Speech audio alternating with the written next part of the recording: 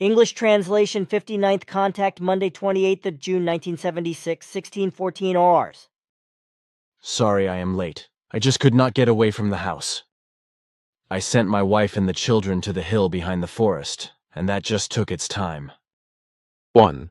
You seem upset about the delay. You should not be. I want to be punctual. My third UFO experience on 26th to 27th of June 1976 by Guido Moosbrugger. Austria 14 days after my second UFO experience, the Pleiadians named Simya Se, and Quetzal wanted to repeat the same spectacle at the same place.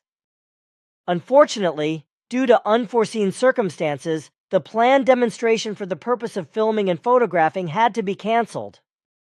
During the contact conversation with Billy, Quetzal justified the cancellation with the following words: "As I noticed, there are many human beings everywhere on the road and at events, watching the sky very intensively for various fireworks in connection with the events. Furthermore, I noticed that in front at the road junction before Hinwil, there's a car with 2 persons of the police organ, 2 policemen. Author's note, sitting in it and keeping a watchful eye on the surroundings. Knowing that the Pleiadians do not want any uninvited guests at their demonstrations, their reaction is understandable. Because of all things, there was a big dance event in Hinwil that evening, so there was a lot of car traffic and many people were out in the open until late at night. But although the performance fell through, to our chagrin, so to speak, we were not entirely at a loss. As we waited expectantly for the promised event, our patience was put to the test, but in the end it was rewarded. First, we Mr. Hans and Konrad Schutzbach, Mrs., and on this occasion I managed to capture the trajectory of a flashing telemetry disc on my slide film. I was in the process of taking a picture of Venus with continuous exposure when, as if on cue, a telemeter disc appeared and literally moved into the middle of the shot, which I noted with delight. Secondly, just like the previous time, we were able to follow and photograph the departure of the Pleiadian spacecraft as a fiery red flare high up in the firmament. However, this time the departure was much faster, and I put it down to that why I completely failed to take a special shot when the trajectory of the spacecraft flying away was crossed by another flashing disk. 1. That is a very good characteristic of you. 2. Punctuality is very valuable and testifies to responsibility. 3. Unpunctuality testifies to indifference and lack of interest. 4. But it is not your fault you are late now. 5. I do not see a dalliance in you and therefore have monitored your non-arrival at the appointed time. 6. It is really not your fault. 7. But now Playa, my sister, would like to greet you. See, there she stands between the trees. 8. Just go to her. Fine, but look what I brought for you here and why you called me. 9. You can still explain the function to me later, but thank my dear friend very much for this. 10. I embrace her in thought. She will be happy. By the way, there is still writing paper in here, so one package contains 500 sheets, which is enough, is it not? 11. Sure, but now go to Plegia. Okay, but one more question. It would be very valuable for us if we could film and photograph good tracks of your ships. Would it be possible for you to ground the 2 barges instead of letting them float, so that the plate marks in the grass would be visible, which we could then capture on film? 12. You need to negotiate with Quetzal about this. 2. It is not advisable to leave tracks, but I understand your concern. 3. Also, this place is very suitable here and very rarely crossed by human beings. Therefore, such an undertaking should not be of great danger. 4. It will be possible to meet your wish. 5. We will put our beam ships on the supports. Thank you, Quetzal, that is very kind of you. Now, excuse me. Landing tracks of Simyase's beam ship. Photo Hans Schutzbach.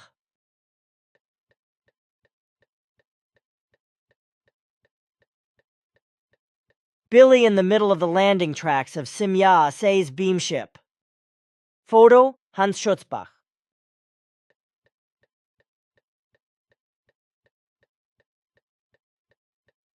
Landing tracks of Ketzel's and Simyase's beam ship. Photo, Hans Schutzbach.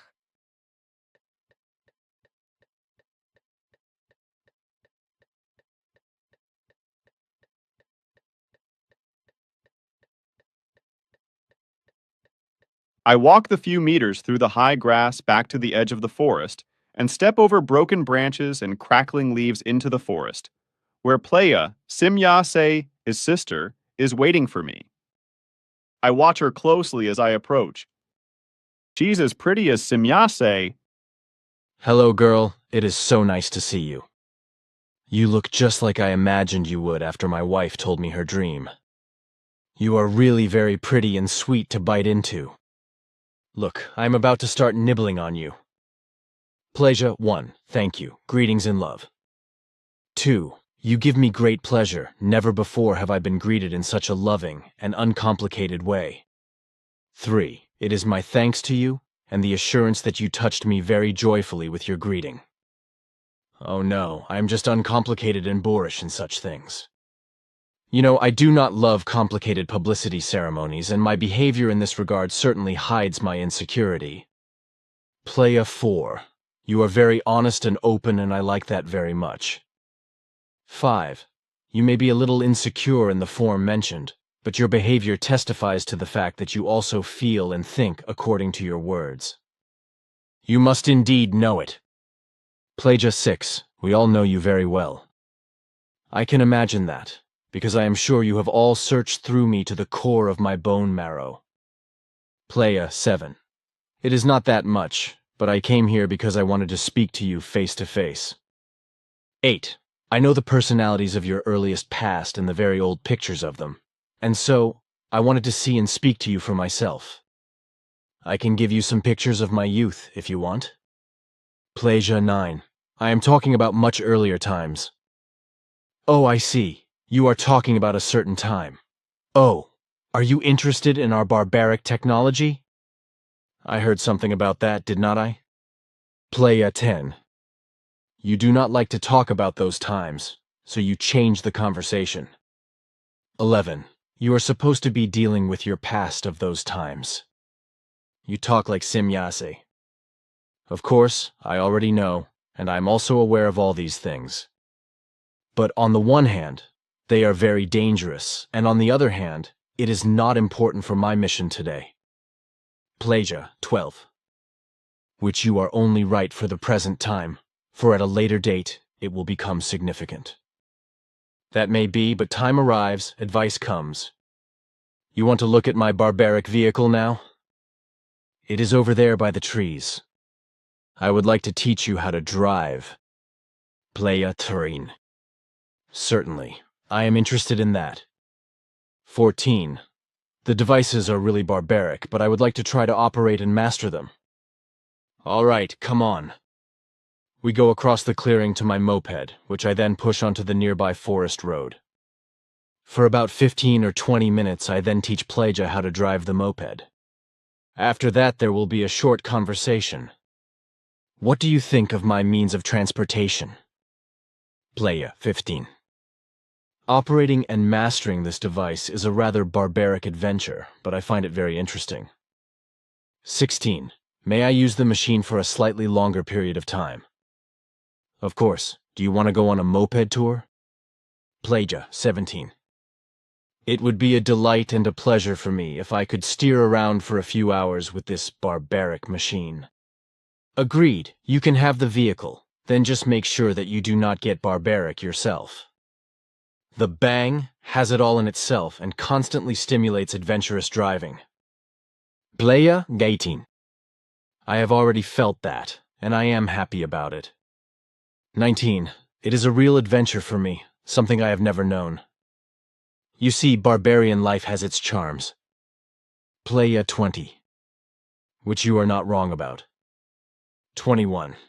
Come on now, I must go because I have a job to do with Ketzel. We go back together to the ships, which Ketzel and Simyase have settled on the land supports in the meantime. Simyase.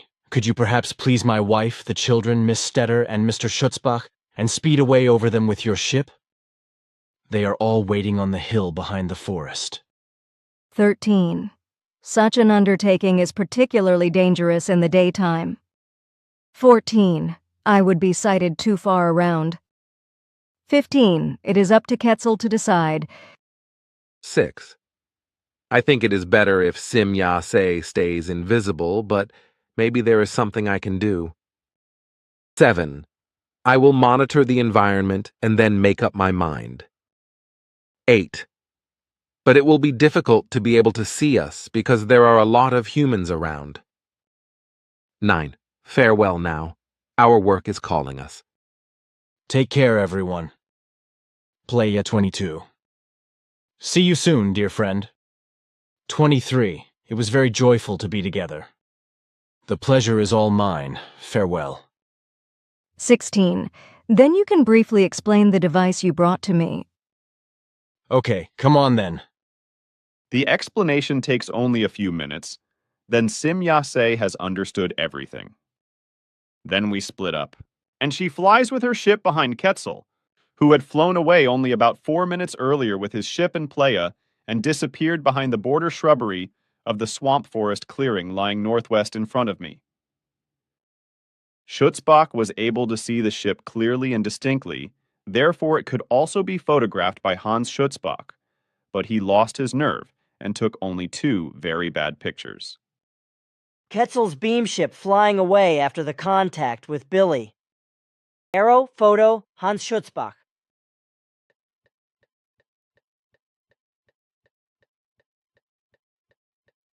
Beam ship tracks. Monday, the 28th of June, 1976, 15:30 Itahers. Billy has just called and asked me to go out with him. He was going to meet Sim Ya-se and would be glad if I were around. We should be able to leave at exactly 16 to each hours, and at that time the Meier family and Mrs. With the help of a sketch, he explained to me exactly where we should go and wait for him. For about half an hour, we sat in the shade of a lonely tree far outside Hinwil. 16:55. The children suddenly call out. Then I turn around and see an object going up over a patch of woods, no more than 700 meters away. At first, I think of an oversized hot air balloon. However, the shape is not right. It is a slightly discus-shaped object, silver-grey in appearance, and rising rapidly into the air. It describes a wide radius to the left and turns from the ground, that is to say from NW, in a southerly direction. Too bad there are no binoculars nearby that would allow us to see every detail of this object. At first, we are not sure what kind of thing it could be. But the solution, what it must be, is this: a rising beam ship. Tensely, we watch for about 10 minutes as the object moves further and further up into the air and is finally only visible as a small dot high in the sky. Then the spot, which until now had only been getting smaller, begins to move rapidly to the right. At this point, Billy has approached us unnoticed, and at the same moment as he appears and greets the children, the dot is gone, as if erased. He shakes his head when we tell him about what we have seen. Sim Ya-se had stressed that she didn't want to show herself to people for security reasons. That's why we must have seen Ketzel's beam ship, who had also come to the meeting together with Playa, Sim Ya-se's sister. If we were interested, he would lead us to the landing site where traces of the 2 beam ships could be seen. Of course we wanted to. So we drove down the small panoramic mountain, and after 500 meters we reached a forest with a narrow, long clearing. It is slightly marshy and covered with tall reed grass. Careful not to trample anything, Billy led us to an extremely interesting place. Here and there he pointed to the ground. Footprints have been trodden into the soft ground. These would have come from Pieja. but the imprints of the landing legs seem to be overwhelming. In the half-meter-high grass, there are 6 gigantic round stamps, arranged in 2 triangular groups. The grass is pressed down flat on the ground in a counterclockwise spiral. In the center of the 2 triangles is a trampled spot, which Billy tells us was where the boats got off. In fact, a narrow footprint leads from there to the edge of the clearing. The footprints near Simya-Sei's ship each measure 2 meters in diameter. Measured from center to center, they are 3.77 meters or 4 meters apart. At the exit, a round spot of about 70 centimeters is trampled. In Quetzal's ship, the tracks are arranged in an equilateral triangle 7, with a distance of 3.45 meters from center to center. Here I measure exactly 1.82 m as the diameter of the round stamps. Here, too, the trampled area in the center, and a narrow footprint leading away and joining that of Simya-Sei. Right here, footprints are again visible in the soft ground. Quetzal must have very large feet. There are no heels 30 centimeters, but there is a weak, transversely ribbed profile. In Pleiades prints, we measured only 26 centimeters. This girl must be a lively one. She really wanted to ride Billy's moped, so he showed her how the dangerous thing worked. After a proper inspection, we left the place, only to return a little later. We took pictures with a film camera and cameras. For a better overview, we climbed up a beech tree, which obviously serves as a carrier of a lice culture for an extensive ant tribe, Hans Schutzbach.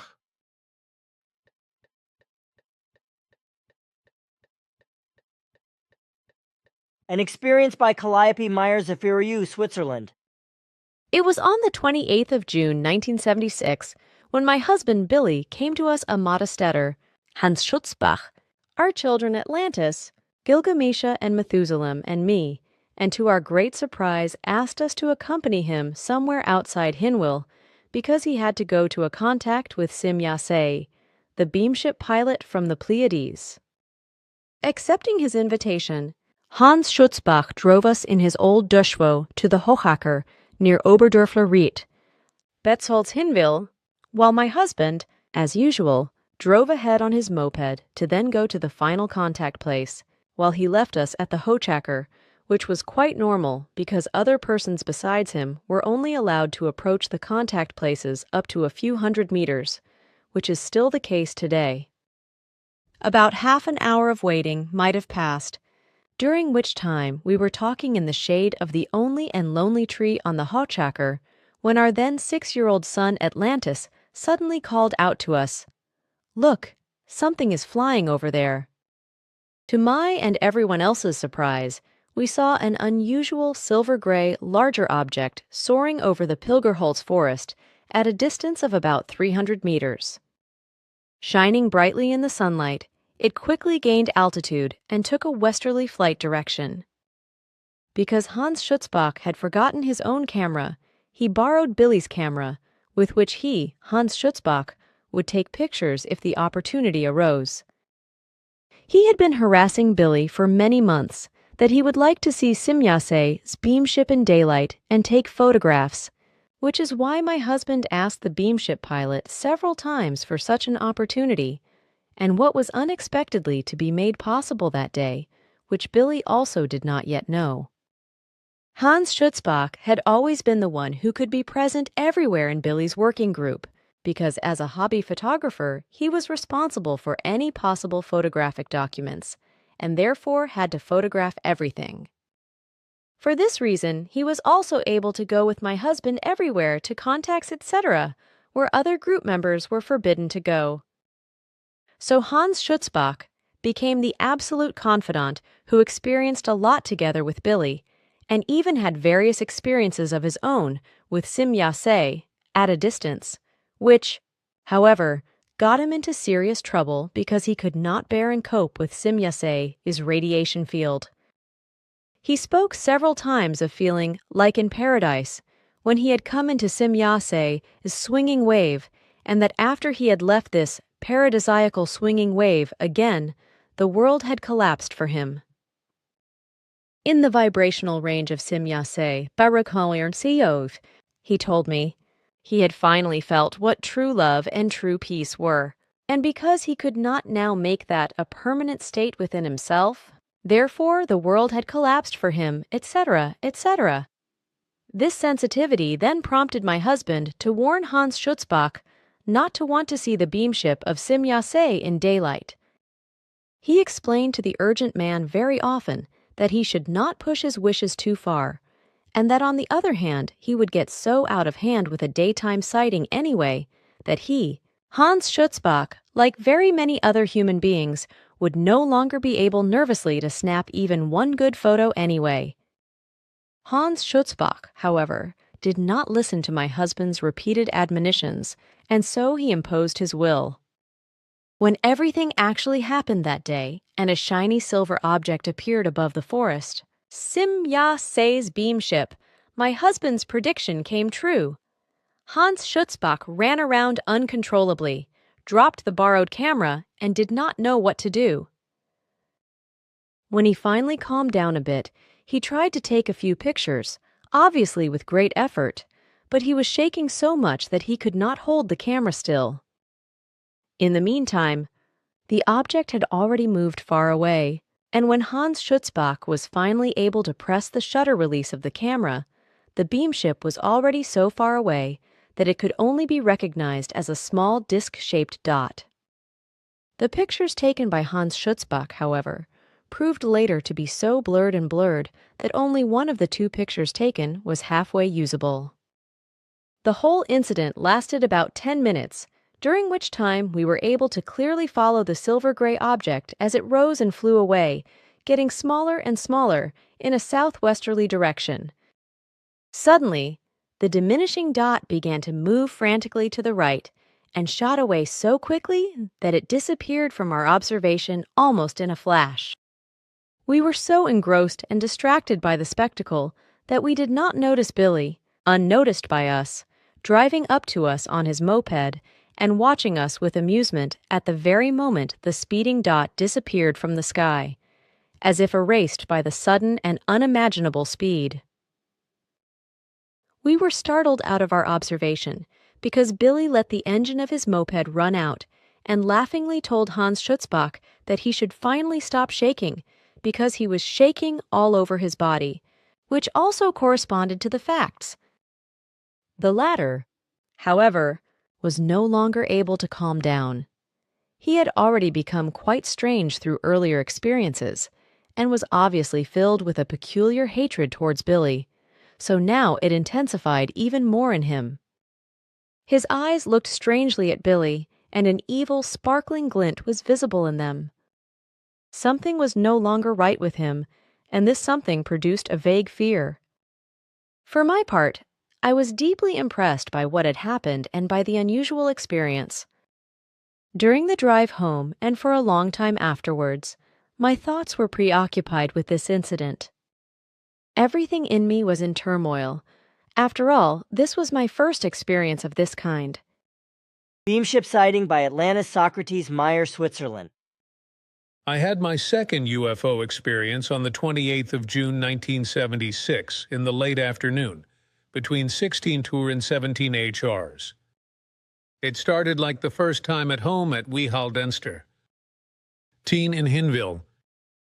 Again we three children, Gilgamesha, Methuselah and I, Atlantis, as well as our mother and Hans Schutzbach together with Amata Stetter, were in the living room when Father suddenly listened up and somehow seemed to be listening into the distance, which always happened when he had a telepathic contact, as I already knew because I had been able to observe this behavior in him several times.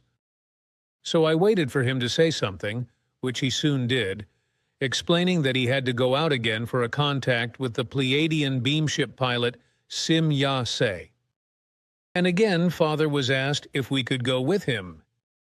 He confirmed this and explained that Simyase had told him that Hans Schutzbach would then later also be allowed to photograph the beam ship when we were close to the actual place of contact.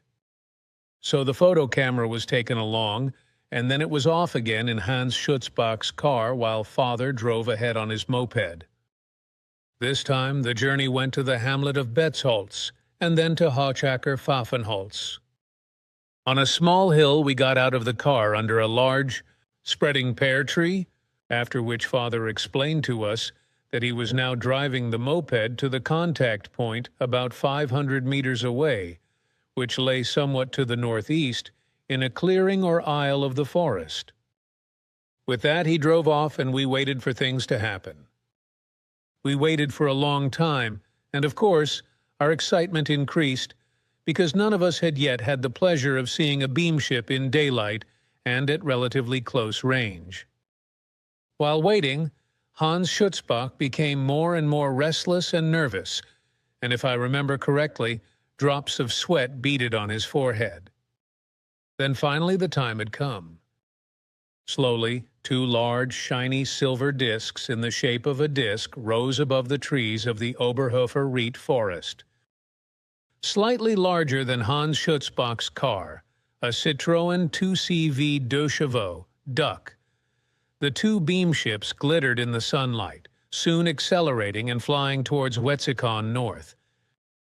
The two objects quickly became smaller, then suddenly disappeared.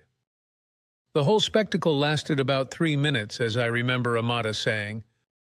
As already explained, Hans Schutzbach was instructed to take some photos if Simya Se's beam ship was to be seen flying towards or away. However, the fact that there were then two of them was due to the fact that the spaceship commander Ketzel was also involved in this contact with my father. Well, Hans Schutzbach said at the time, when my father explained to him that he would have the opportunity to take photographs, that this was absolutely no problem for him. But when the two beam ships actually appeared over the forest, large and imposing, quickly gaining altitude and then suddenly moving rapidly away, he lost his nerve, danced around excitedly, and shouted several times, "At last I also see UFOs in the daytime. I can't believe it. I see them. I see them." His whole body shook and he dropped the camera on the floor.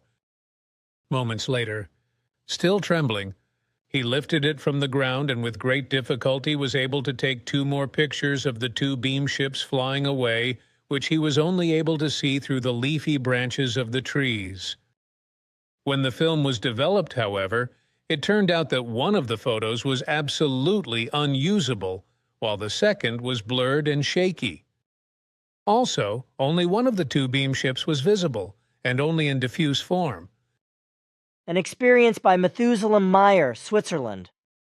On Monday, the 28th of June, 1976, in the late afternoon, Hans Schutzbach drove with my mother Calliope, with my older siblings Gilgamesha and Atlantis, and with Amata Stetter, an older woman who was interested in Father's contacts, to the Hochacker in the Oberdörfler Ried in the Betzholz, near Hinwil.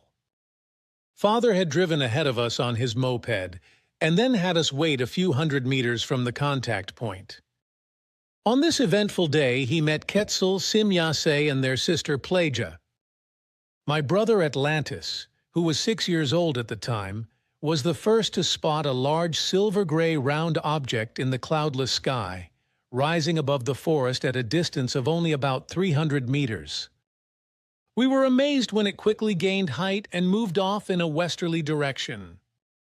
We were able to follow the ship for almost 10 minutes, and I remember that day and my impressions vividly, even though I was only 3 years old at the time.